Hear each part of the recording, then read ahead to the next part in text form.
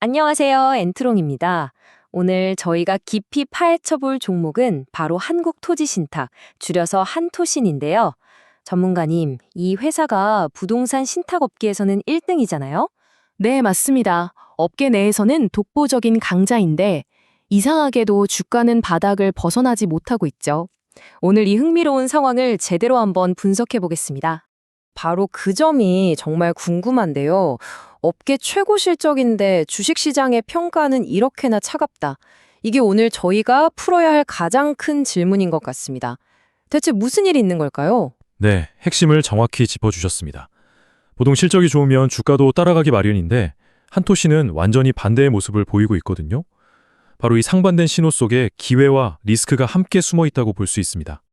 네, 그래서 오늘 저희가 살펴볼 순서는요. 먼저 지금 시장 상황이 어떤지, 그리고 숫자를 통해 현재 가치는 어느 정도인지 확인해 볼 거고요. 이어서 성장 동력과 반드시 짚고 넘어가야 할 리스크, 그리고 마지막으로 투자 결정을 위한 최종 요약까지 차례대로 짚어보겠습니다. 자, 그럼 첫 번째 순서, 기회와 위기의 교차점부터 바로 시작해 볼까요? 전문가님, 지금 한토신이 처한 시장 환경, 이게 만만치 않다고요? 네, 그렇습니다. 지금 부동산 신탁 시장 전체가 높은 금리와 프로젝트 파이낸싱, 즉 PF 부실 우려라는 이중고를 겪고 있습니다.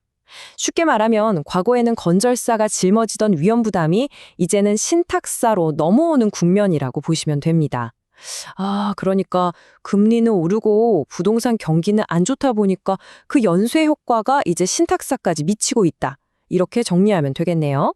시장 상황이 이렇게나 좋지 않은데 그럼 주가는 이걸 얼마나 반영하고 있을까요? 이제 두 번째, 숫자로 현재 가치를 한번 들여다보겠습니다. 여기서부터가 정말 흥미로운 지점이라고 들었어요. 네, 맞습니다. 이번 분석의 핵심 논리는 바로 이 극심한 저평가에 있습니다. 시장의 우려가 과도하게 반영되면서 회사의 가치가 그야말로 역사적인 바닥 수준까지 내려와 있는 상태입니다. 이 그래프를 보니까 정말 한눈에 들어오네요.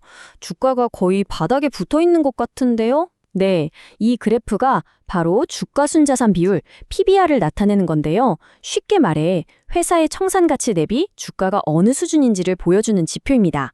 보시다시피 역사적 밴드의 가장 아래쪽에 주가가 위치해 있죠? 회사가 가진 순자산 가치에 비해 주가가 얼마나 싼지를 명확하게 보여주는 겁니다. 그럼 구체적인 수치는 어느 정도인가요?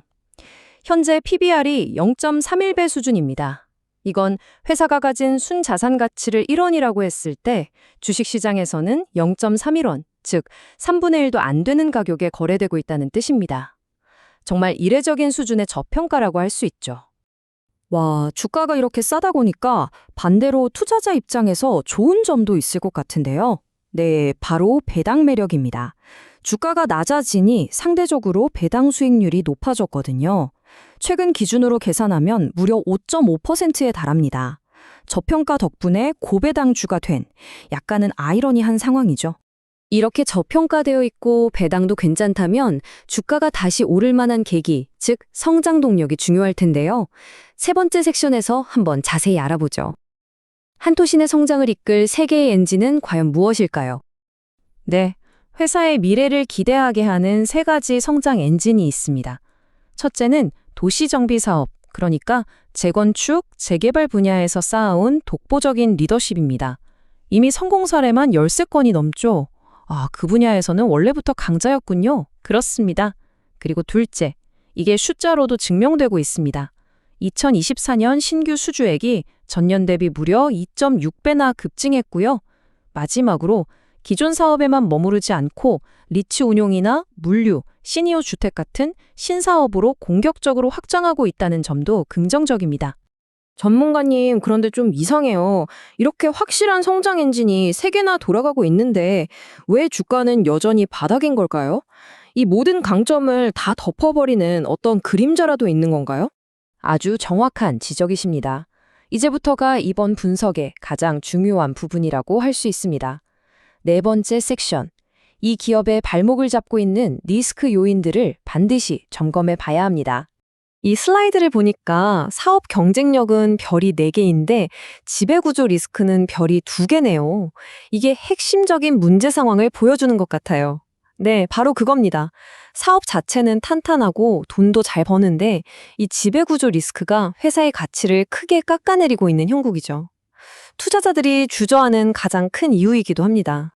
전문가님, 지배구조 리스크라는 말이 조금 어렵게 들리는데요. 시청자분들을 위해 쉽게 한번 설명해 주실 수 있을까요? 물론입니다. 쉽게 말해서 회사가 모든 주주의 이익을 위해서가 아니라 특정 대주주나 경영진의 사적인 이익을 위해 움직일 수 있는 위험을 말합니다. 회사가 투명하지 않거나 상식에 맞지 않는 의사결정을 할 가능성이 있다는 거죠. 아하, 그렇군요. 그렇다면 한국토지신탁의 구체적인 지배구조 리스크는 어떤 것들이 있나요? 네, 리포트에서 지적하는 주요 문제들은 이렇습니다. 첫째, 그룹 회장이 현재 검찰 수사를 받고 있다는 점. 둘째, 실적이 안 좋은 계열사를 지원하기 위해 상장사인 한토신의 자산을 동원했다는 논란이 있고요. 마지막으로 복잡한 순환출자 구조 때문에 경영의 투명성이 떨어진다는 비판이 계속 제기되고 있습니다.